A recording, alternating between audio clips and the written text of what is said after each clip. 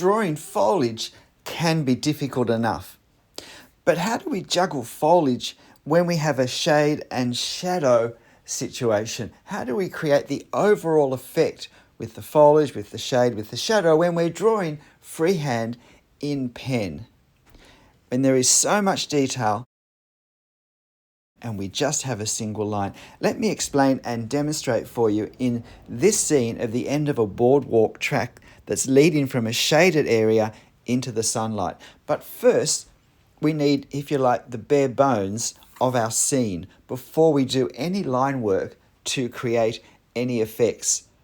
I want to just set out a fair minimum of guidance for our subject matter. So I'm just doing this now with a 0.2 millimeter pen. I also use a 0.1 millimeter pen a bit later, and at the very end I decided to use a 0.3 millimeter pen as well, even though I initially hadn't intended to. Now, if you'd like to have a go trying to draw the shade and shadow effect with the foliage and this scene overall, I'm actually going to save you the trouble of drawing this line framework because I took a photo of it before I actually added my hatching and other line work to it. And I'll post it on my channel community page along with the reference photo. And if you want, you can screenshot the finished line work and then start at that point. Just be able to do the fun part, even experiment with it several times. So I've now switched to a 0.1, I think, for just some of the lighter lines in the background. I'm not wanting to draw too much because this isn't a situation where we're going to be drawing edges. We're creating effect, not outlining shapes. There are too many shapes or the edges are too diffuse for us to be able to do that. So look, what I want to do at the start is to establish some dark areas that I can then use to reference the value, the tonal value for other areas. So I start with this rail, partly because it's most straightforward in my mind how I'm going to hatch that to create the value. Just with straight lines going down. Where I'm hatching smooth man-made surfaces, generally I like to hatch in some way in the direction of the form. I like to indicate the underlying form with the hatching. But there are other ways to hatch, other approaches as well. So having done that first man-made structure, I move to these trees on the right, and I'm not really sure how dark I want to make them. And with these trees, some parts of the trees are lighter than what's around them, and some parts of the trees are darker than what's around them. And we want to capture that play of light and dark, where some branches are silhouetted more against the sky or lighter leaves, and so they're dark, and other branches have darker areas around them, and therefore they appear lighter. So we need to not commit to too much at once. You'll notice one of the first things I did here was just to put a few almost random leaves over the place in front of the line work of some of the branches, because I want to leave some space for leaves to be, if you like, right in the front, because that will really help give a sense of depth to the whole thing. But having done that, I'm wanting to establish some of this darker value area of the leaves, partly of this group of trees to the right. So, working hard with that. At this stage, I'm still just trying to establish some degree of value over as much of the area as quickly as I can, so that I can then start to play around with it. I'm very much aware that I'm not establishing my final values, but equally, I don't want to be drawing over the same things, hatching over the same things 5, 6, 7, 8 times. The fewer times I do it, the easier and the faster it will be. But at this point, if you like, this is still what's the hatching word for underdrawing? Underhatching? This is well and truly underhatching. But it does help me now to start to get a sense of how I'm going to play off the other side of the road. So I've got this other beam and I need to preserve space for the sunlight. When we want to create the effect of sunlight, of strong sunlight, we do that by creating strong contrasts. Now, that's easier if we're using sketch markers or ink or dark watercolor. It's a bit harder, a bit more time consuming with a line. But this drawing overall still took me well under an hour to do, about 45 minutes in real time. And again, if I was sitting in a shaded spot, that's, in my mind, quite an acceptable time to sit enjoying the natural beauty around me and enjoying being able to draw it as well. So now I've moved to the left-hand side, which in my mind is not quite as straightforward because we have a much deeper, much longer depth of plane in it than on the right-hand side, where these closest group of trees really obscure what's too far back. But on this left-hand side, we can see back a long way, and there is some quite dark areas close to us.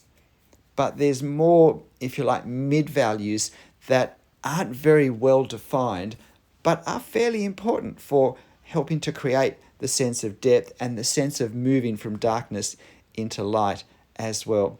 So I do some work on the actual boardwalk area.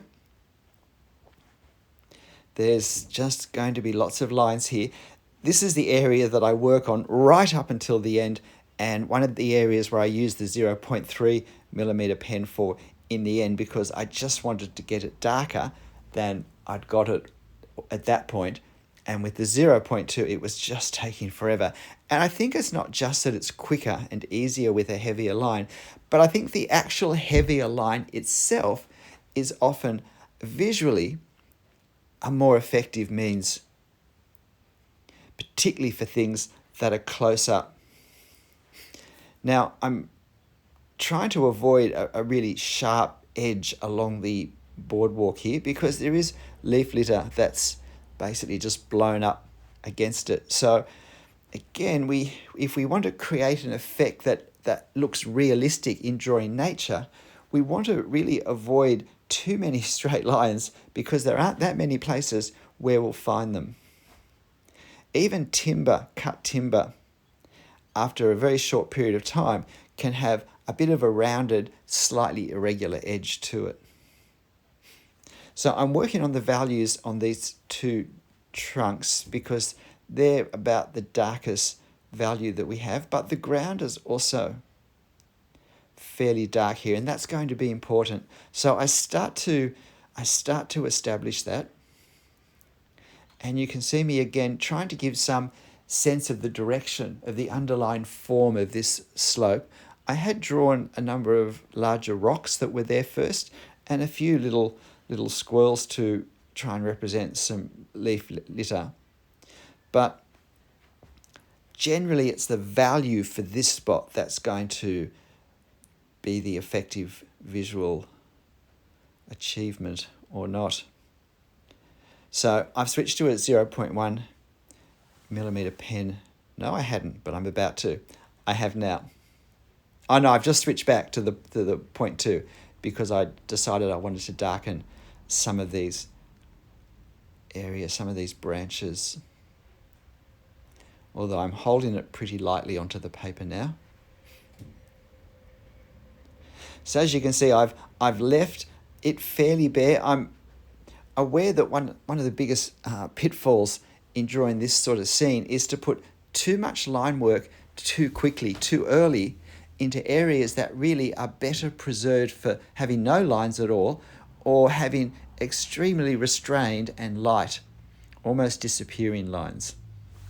However, this foliage that we can see in the background through these trunks is an important part, and I don't want to put too much detail in it because then it will come forward, and I don't want it to come forward because I've got close detail already on the right hand side.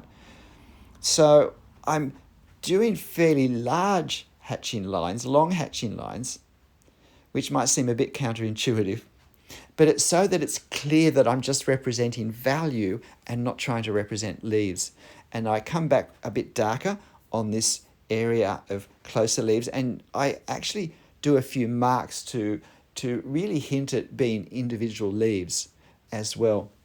This area of leaf of foliage in the upper right is also one of the areas that I use the 0.3 just to go darker, quicker at the end. And I really did think that the additional value, the strengthening of contrast that I did in those last few minutes, it'll probably be the last 30 seconds on this, really pulled the overall effect of the scene, of the light and the dark, the shade, the shadow, the brightness, into sharper focus.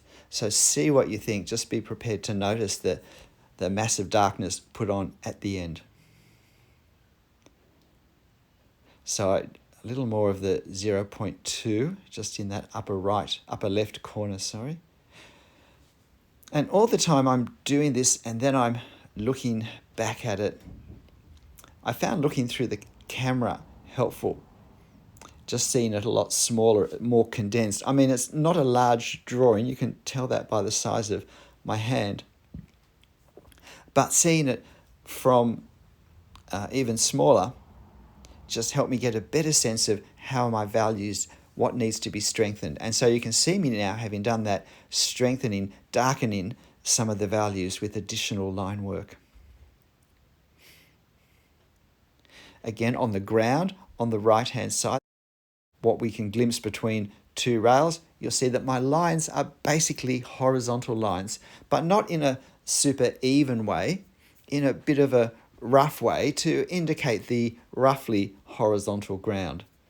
And then if you can't work out what those shapes are between the rails, they're basically the stems of shrubby plants or bushes that are coming up in some way.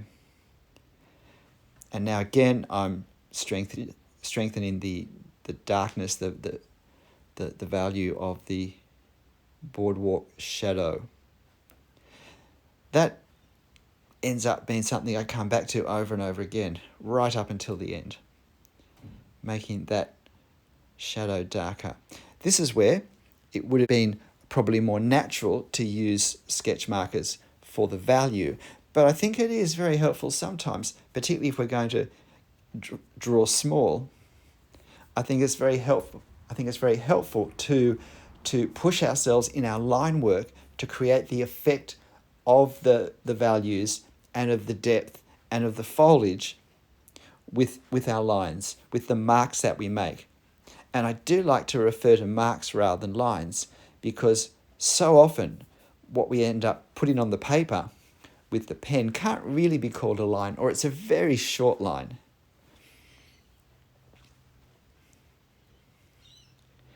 And if we're focused on line, that can lead us to be thinking of outlining rather than creating the effect, and it's always creating the effect. Again, I was just working on a little more value up in the upper right foliage and then in the mid left embankment, and now the lower left pathway. And possibly I could have gone stronger earlier, but with this sort of scene, I do like just to sit and relax and to, at a more leisured pace, although this still was a fast drawing, but at a more intentional pace perhaps, to just slowly keep darkening the areas that need to be darker and doing my best to reserve the lighter areas that I've kept light. So I tend to easily go over the darker areas more darkly, and I try to restrain myself from going to the areas of white paper. I think twice about that.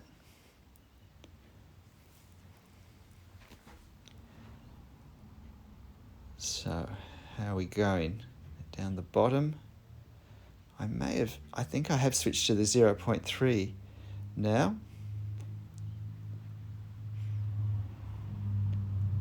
And so I'm working hard to make it darker. But I've switched again back to a 0.1, I think. I didn't quite see the size. So now I'm doing a bit more general hatching to cover some of the bushes, the shrubs that are coming up. But then I decided that the marks were all a bit vertical, and so I wasn't so happy with it. So I then did some more work on it to try and create a little variety of marks on it.